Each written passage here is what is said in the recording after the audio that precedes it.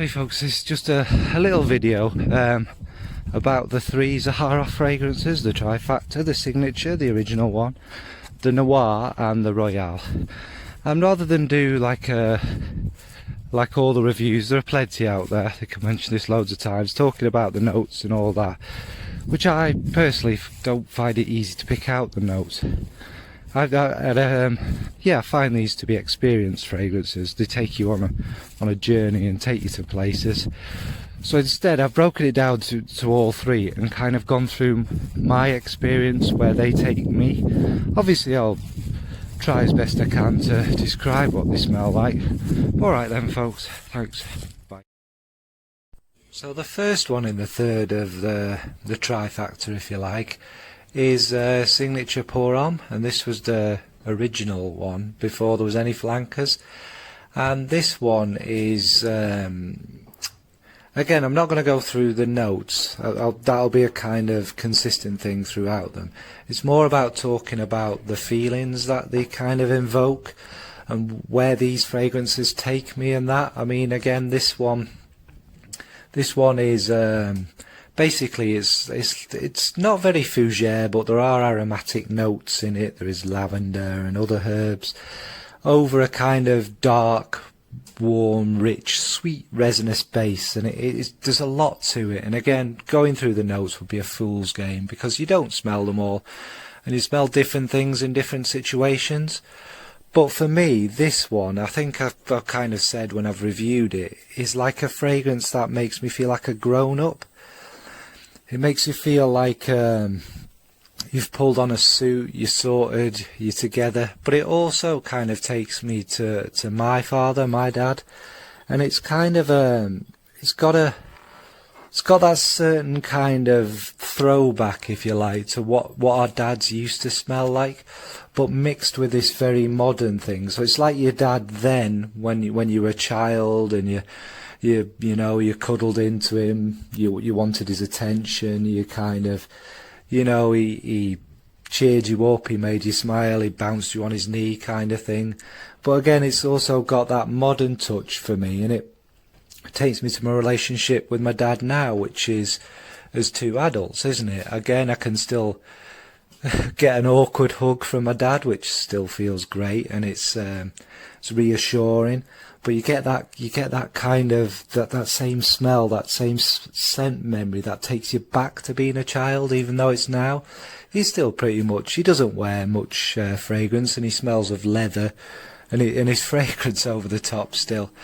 And I find that very reassuring, and this with the darkness also under it, again, makes it very modern. And I don't know, there's something about the darkness. I don't see this as a bad thing. That represents aging and us. I guess things darken as you get older, not in an emotional sense, but in a literal sense as well. And yeah, it just takes me to being with my father and my relationship with my father. And obviously it starts off with all that kind of herbaceous notes, and it gets like your relationship with your parents, especially your dad. As I can only speak as a man. It gets more respectful, it gets more on a level, it gets deeper, like the fragrance gets deeper. And that original mystery of the darkness kind of goes and fades, and you still look up to your dad, but you just see that you're just the same as him now. You are that person he was when you were a little, kind of thing. And I think that's where this fragrance kind of takes me. So that's Signature Noir Homme. Now next on the list, well, next from the three is the Noir. Now this one, the more I get to wear it, the more I think I understand it. Just excuse the wind.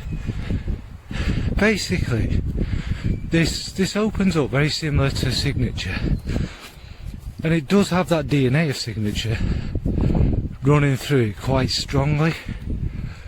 But for me, it is quite different actually. And whereas I don't know how to describe it.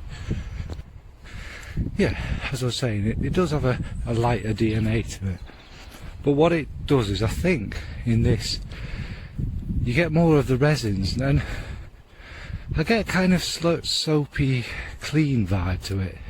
That's the only way I could describe it, but it's not soapy. It's just like this. It's definitely the frankincense, I think, and the other kind of resins. I don't know the notes off the top of my head, and I've not looked, to be honest, because this isn't really a fragrance about the notes. And that kind of maybe myrrh as well, mixing with the touch of spiciness, gives it its darkness. It is darker, it's just not as heavy. And what I kind of envisage with this one particularly is like this, is an evening like this. But in my mind, because the way my mind works, I see this as like 18th century gent kind of walking about the streets of Vienna. Don't know why Vienna, but Vienna. You know, my top hat, my tails, my leather gloves, just having a leisurely stroll. Them beautiful lamps with the candles in them, and it's just that kind of still, classic, beautiful kind of, how would you describe it? You know, the Georgian Victorian architecture. It was basically a time of great opulence and class and beauty for the wealthy, but we'll not get into that. And that's exactly where this fragrance takes me. It's just got a quiet elegance, has a touch of powderiness. It does take you to that image of a gentleman of that period to me. I don't know why, I don't know what they were wearing there. It's not a fougere, there's no herbiness in this one, no aromatics. It's just a dark, spicy, almost, again, this is what I think confuses us, because it wasn't what we expected, a fresh dark one, like an evening stroll, like I say, through them classy streets.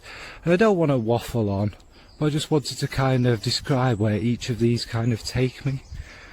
And this one, I think, definitely is the dressed up for a night one, not a night going clubbing, but like a night to the opera or a night off to a good play, you know, activities that would have done in them Victorian times to be classy and what have you.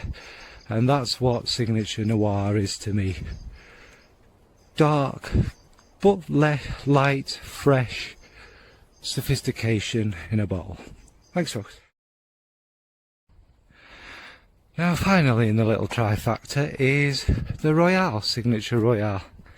And again, not going into the notes because mugs game, but that kind of fragrance has a lot of depth.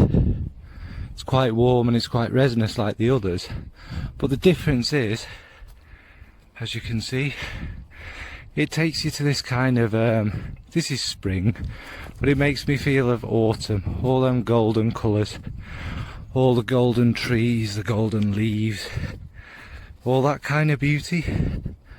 And I think this one has the addition of sandalwood in it, which gives it this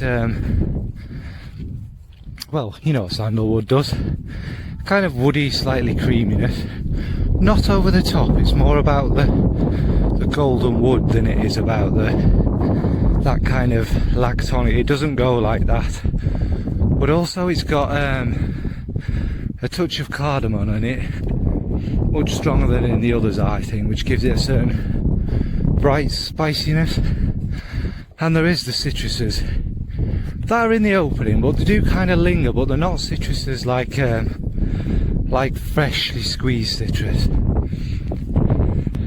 Obviously, with it being the hottest day of the year so far, that wind has followed me around. The wind hasn't died down, so sorry about that. But yeah, like I was saying, they're kind of a citrus feeling, a sweetness.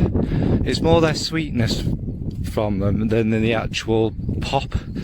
And this one, like I say, it makes me think of autumn. Makes me think of walking through them autumn leaves, like, you know how before sunset the sky gets golden and a little tinge of orange, and you've got all them colours falling down. It's where this one takes me, I think, and it's kind of a walk don't want to say this to sound grim, but it's... Well, yeah, to me, it's like an old couple walking through the park on one of these evenings.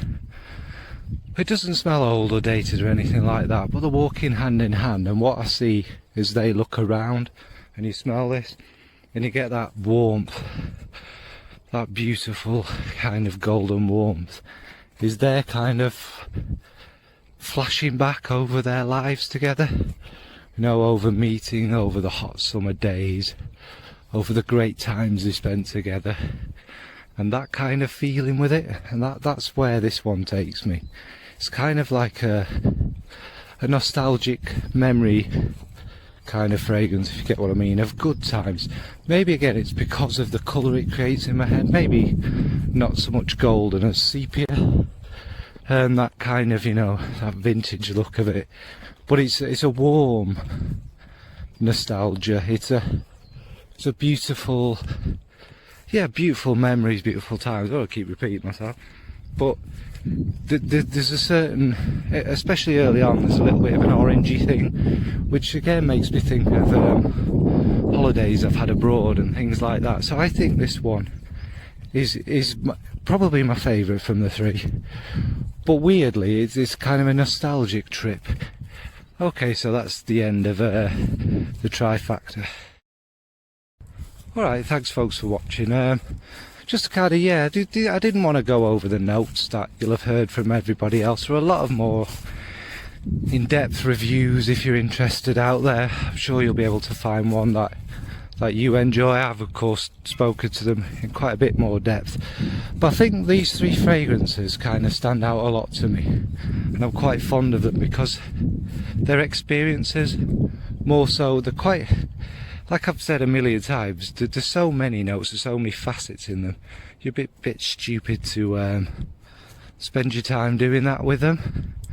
They are quite beautiful and, yeah, experiences. So they are my experiences and where they take me.